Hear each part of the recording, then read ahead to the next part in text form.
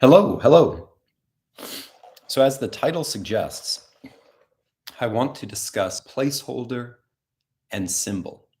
Now, placeholder I'm taking from my studies in computer science.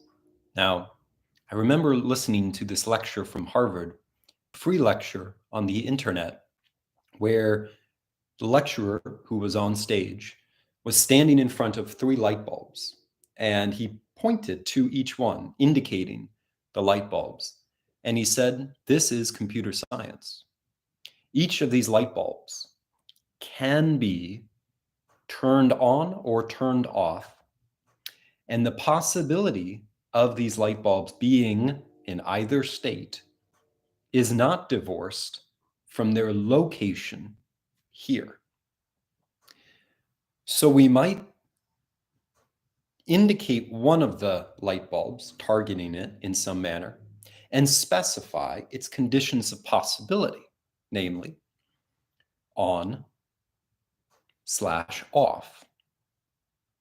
And the impossibility, which is another way of saying the possibility, of that light bulb being both at the same time, in the same manner, under the same conditions. But that would not be all. We could also say where the condition of possibility is. And this illuminating extravagance of the possibility for the light bulb to be is not only binary logic, but software. And this brings us to a powerful presupposition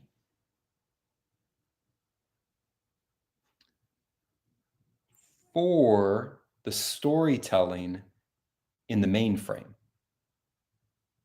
for the digital oration of technology.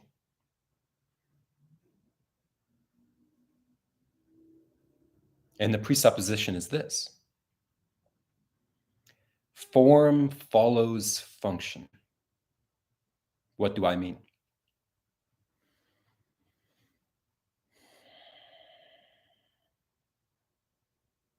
Contrary to the anti-idealist who would say, I think it was, who was the man who said it? He wrote a dictionary. He wrote commentary on Shakespeare and Milton. A biography was written about him while he lived.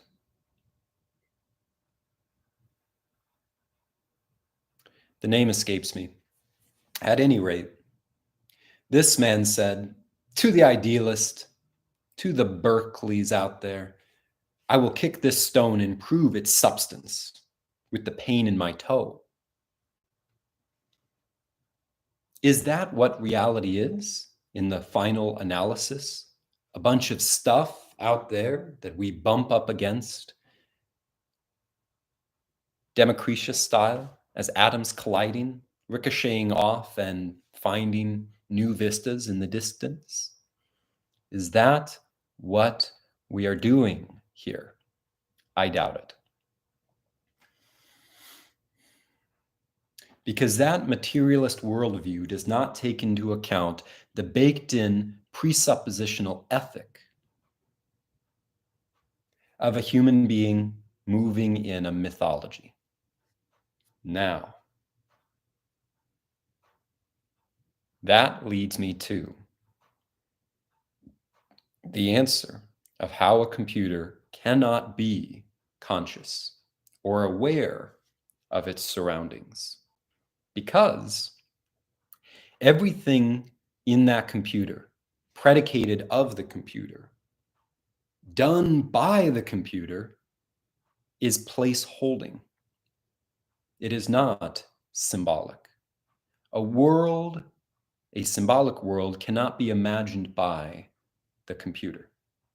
And so the computer never has the presuppositional stance in the marketplace of ideas to become self-aware. It may be able to market itself on the astonishingly fast combinatory rate of mini explosions, calculating how things collide, tear apart, recombine. It might be able to simulate the simulation from a simulation to the moon and back. It might be able to canvas whatever we put into it as a proper function should. But the one thing it cannot do, which is why it always will become marble when we ask more from it than can be expected, is know what it is doing. In other words, discover what its pragmatic usefulness means beyond the end of the program, beyond the loop. It can never get out of the loop of its usefulness. And so a computer never can be fulfilled or find fulfillment. Properly speaking, a computer can never become a detective. A computer does not face need or sustain a weakness. A computer, no matter how many cords you unplug, you will never will you find an Achilles heel. You might go office space route and take your printer or scanner to a park full of jostling grass blades, and there recombine bat with screen and shatter the glass. But you will not find anywhere in the devastation pain or the sense of loss. You would be importing such ethical discoveries, such ethical manifestations there. And so the great problem of eisegesis versus exegesis comes to the fore in software engineering. A computer cannot see itself reflected in a mythology, and therefore never can hope to become conscious.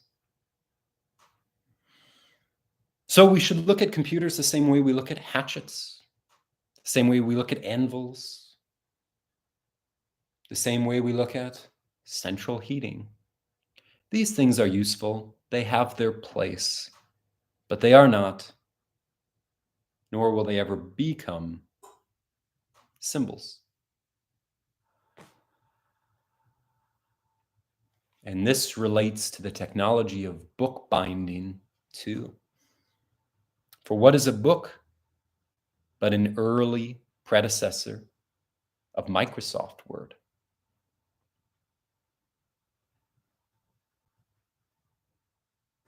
And what is oral storytelling around the campfire but an early predecessor to the bookshop? And what is the crackling of the burnt log but a faint resemblance of the memory of our working mind in monologue with itself, searching for a way out of itself?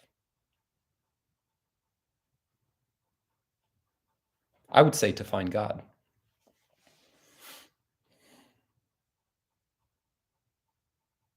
John Truby, in The Anatomy of Genres, notes of the mythological form, Matt, that the reason it endures as a choreography, because that's what plots are. Plots are choreographies of the dance between all the opponents and the hero, of all the characters, of all the ethical stipulations,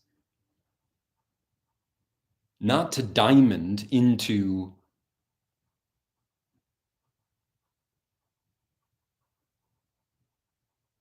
and efficient refraction and reflection of light, which would make it similar to a computer, but rather a living dance tracked and predisposed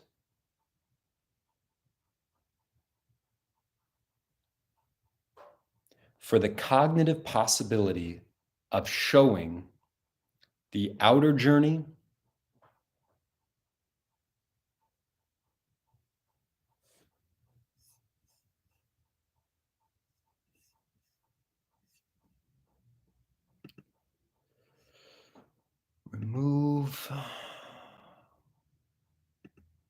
remove the outer journey and the inner journey.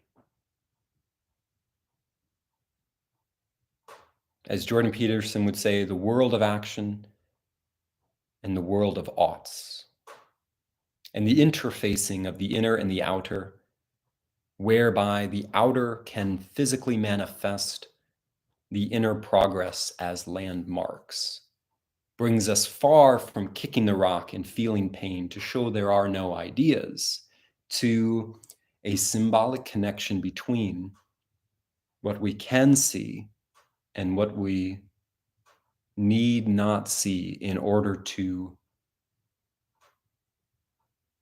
feel the impulse to move forward. And these things are integral to telling a story. Have a good day.